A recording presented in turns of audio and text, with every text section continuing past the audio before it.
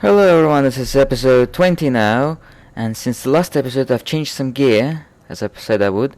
Here's this helmet I got, and I put the pristine plumage from the old helmet onto it, and I also got a new necklace I put for offensive ability, and also some loops, this one.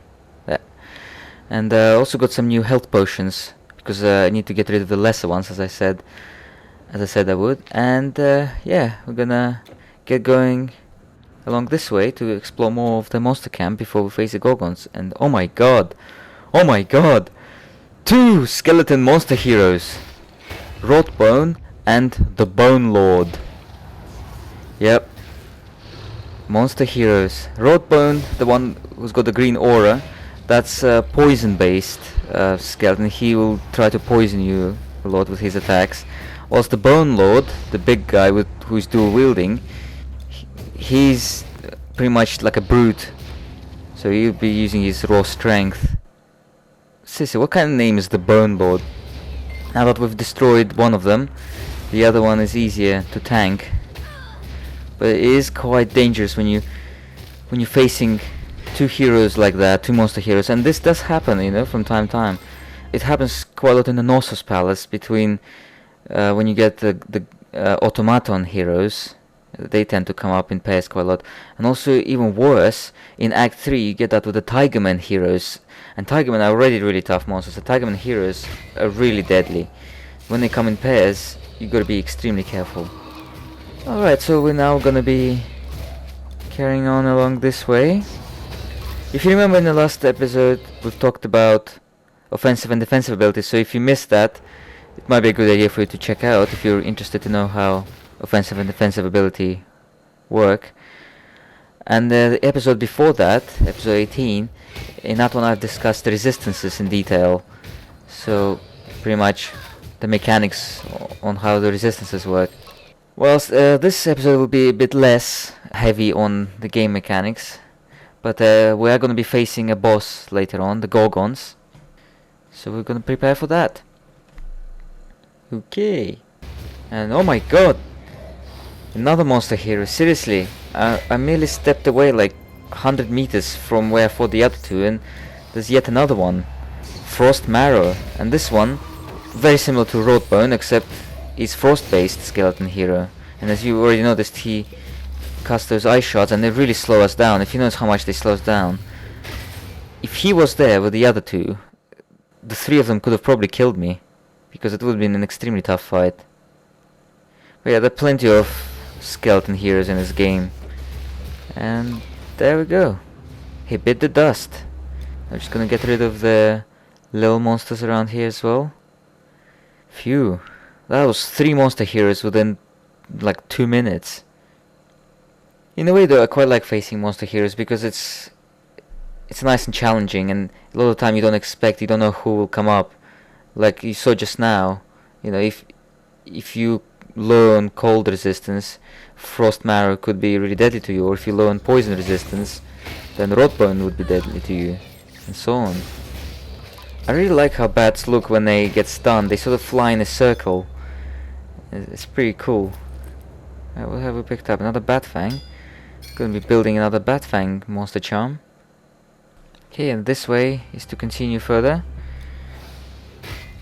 You gotta see, like, it's quite important to what kind of tactics you use in combat. If you notice, you gotta try to go for the mage first. Like, if in a group of monsters, always look for your targets. The mage is probably the best target to go for first, because he's got the most kind of damage output per health compared to the other monsters. He is very fragile, but he can deal a lot of damage, so you have to kill him quickly.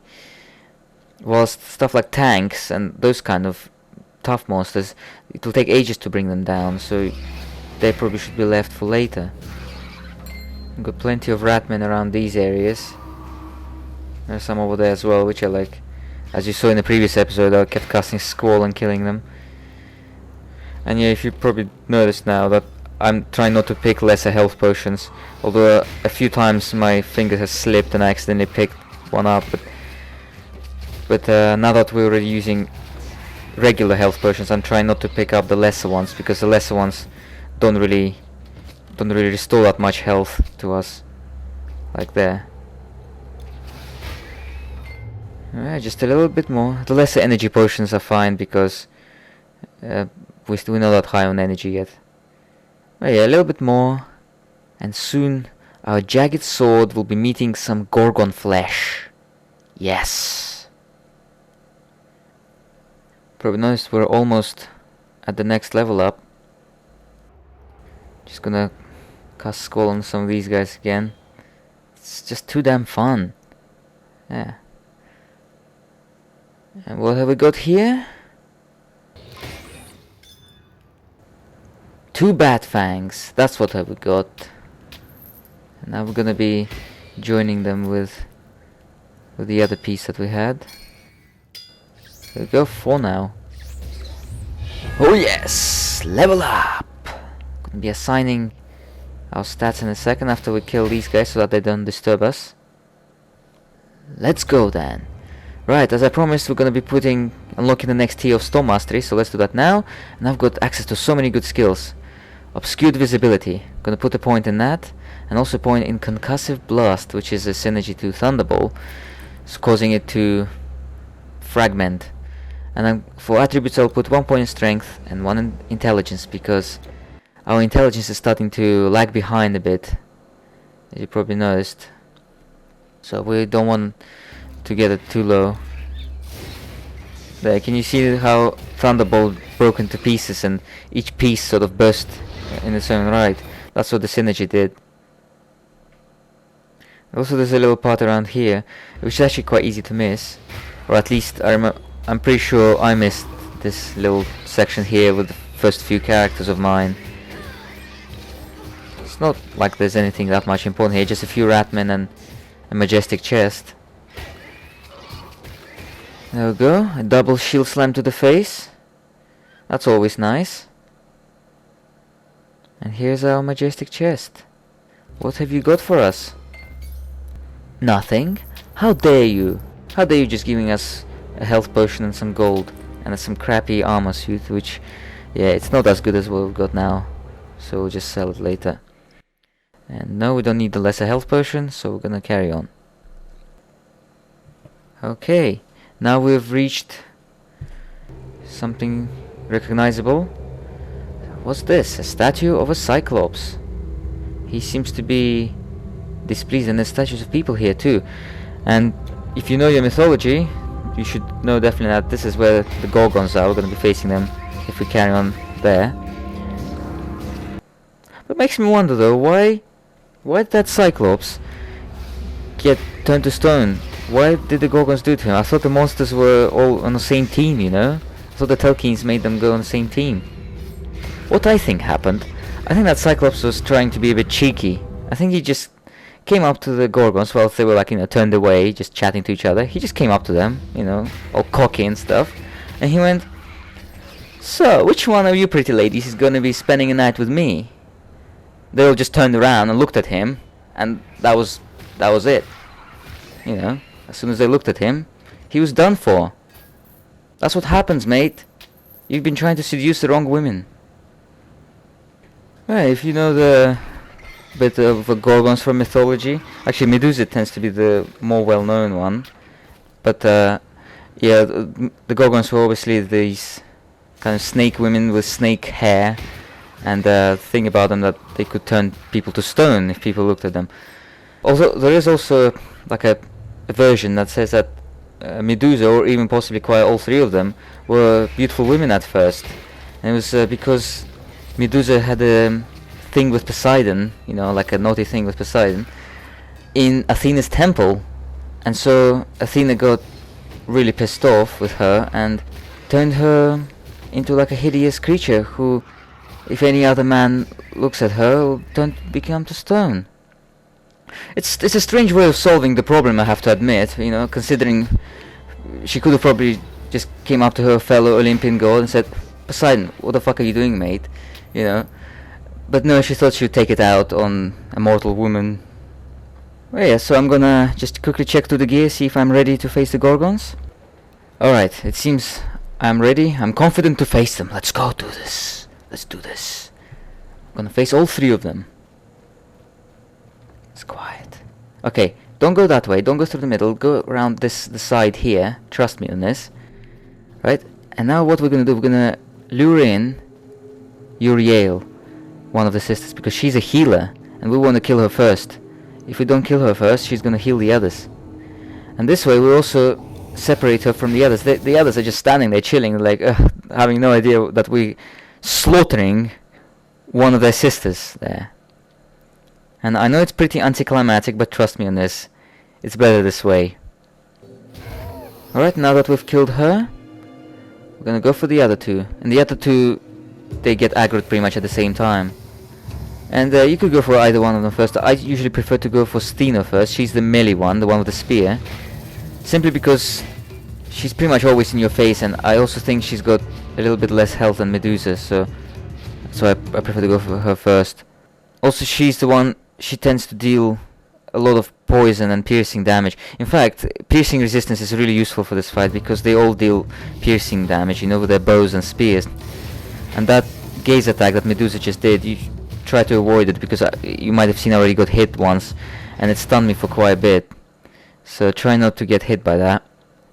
But yeah, piercing and poison resistances are really good for this fight. Here we go, we got Steno, and that same second Medusa stuns us. But she's only prolonging the inevitable, because we're gonna kill her now. Now that she's all alone, she's not gonna be too tough. She's pretty much just using her fire bow, both flaming arrows. Alright, that's all of them done. Gorgon cuffs, they're green. They're not special. The special ones, the Gorgons, they drop really special piece of gear called Stonebinder's cuffs. Stonebinder's cuffs are probably one of the most farmed monster rares by the Titan Quest community, simply because they grant plus points to skills. The legendary ones especially, they do +3 to all skills. That's why the legendary ones are really invaluable. Now let's check what's in her majestic chest. In her, there's alright, another Heracles' Might. She's got 2 Heracles' Might. We're gonna combine them. And now we're gonna speak to this Asian lady. Not sure what she's doing here, all the way here fighting the Gorgons. But yeah, you gotta speak to her twice to update the quest. There we go, update the quest. Now we can carry on along the cave, and we're gonna face some of these lesser Gorgons. And they, if you notice, are pretty easy. They all tend to be using spears and bows though, so once again piercing resistance is good here. There are a couple tough ones, like this one here, Profaner, who casts some fire spells and associate with fire, and then you also get the poison ones, Geomancers. Yeah, so those two are slightly stronger than the regular type. So it's a good idea to take them out first when you see them. Like you'll see Geomancer in a bit. And yeah, you probably already know from mythology that Medusa is killed by Perseus, who's a well-known demigod, and the way Perseus does it, he gets a bit of help from the gods, because they give him all this pretty gear and stuff, and he goes in and chops Medusa's head off. But yeah, but unlike the Clash of the Titans films, both the original and the remake, Perseus isn't actually the hero who rides Pegasus. It's actually another hero named Bellerophon who rides Pegasus. But Pegasus is actually, in the mythology, is known to have been born from Medusa's blood after she gets beheaded. So in some ways, Pegasus is like Medusa's child, which is an interesting thought. I mean, monsters, they have really strange offspring. I mean, who could have thought that a snake woman could produce a winged horse as a child, and especially from the blood. Oh well. Alright, then we're actually nearing the end of the cave now. Just gotta kill this last wave of Gorgon sisters, and then we're gonna come out into the daylight. There we go. And I'll stop the episode around here. Actually gonna check out with this merchant over here. But yeah, see you guys in the next episode then.